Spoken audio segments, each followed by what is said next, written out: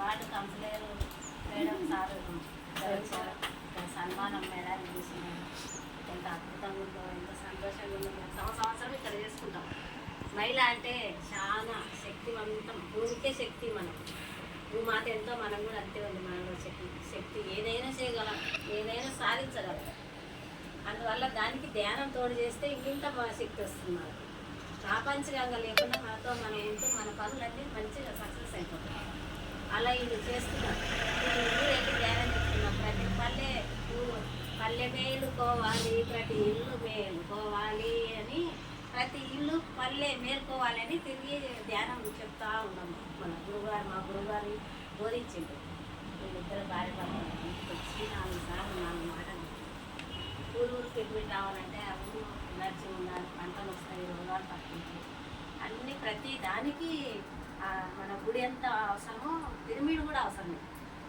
వెనకడికి గుళ్ళు కట్టి గుళ్ళు నందిరేశ్వరి గుడి, రాములవారి గుళ్ళు ఉన్నాయి కనుక అట్లది ఊరికి పిరమిడ్ రావాలని మా గురువు గారు చెప్పారు. ఇలాంటి వాళ్ళని మాస్టర్లను తయారు చేసి ప్రతి ఊరూరులో, ఇక్కడే కాదు వనపర్తే కాదు, ప్రతి మండలం, జిల్లాలు, డిస్టిక్ మొత్తం కూడా అందరూ ప్రపంచవ్యాప్తంగా ధ్యానం అందుతుంది. ప్రతి ఒక్కరికి ధ్యానం అనే మార్గం తెలిసిపోతుంది.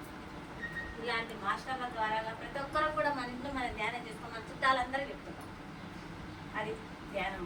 ధ్యానం అంటే సర్వరోగ నివారణ, సత్య జ్ఞాన ప్రసాదం, సర్వభోగకారి. ధ్యానం చేస్తే అన్ని కావాలి. ధ్యానం చేయకుండా అన్ని నష్టాలు. మన ఆరోగ్యం బాగుండాలంటే ధ్యానం చేయాలి. 10 నిమిషాలు.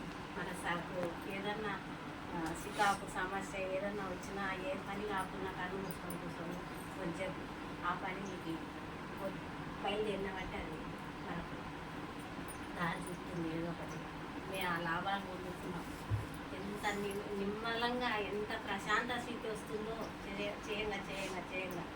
అలా మనం రోజు పొద్దున లేచినప్పుడు పడుకునేటప్పుడు చేస్తేనే మనకు ఏదైనా రిజల్ట్ తెలుస్తుంది. మన యొక్క రోజు ఇంకా 100-108 రోజులు ఇంకా ధ్యానం చేయాలి. ఆ సంకల్పం పెట్టుకొని మేడం ఏం చేస్తుంది కాబట్టి మీరు గెలుస్తారని చెప్పింది. ఆ సంకల్పం ఎలా వచ్చింది? ధ్యానం వల్ల వచ్చింది. అందువల్ల అందరం కూడా సాధించవచ్చు. శోధించవలేము అంటే సాధించాలి. శోధిస్తే మన లోపటే ఉంది, ఎక్కడా లేదు. అదే మన ధ్యానం అంటే చాలా గొప్పది. వెనకటికి తపస్సు, అది ధ్యానం అని మనకు పేరు పెట్టుకున్నాం. తపస్సు దీని పేరు. కళ్ళు మూసుకొని కూర్చుంటేనే లాభం. కళ్ళు తెస్తే ప్రాపంచికం చూసుకోవాలి. మనం ఉండే అలవాటు చేసుకోవాలంటే కళ్ళు మూసుకొని ప్రశాంతంగా చేస్తూనే ఉండాలి. కూర్చుంటూనే ఉండాలి.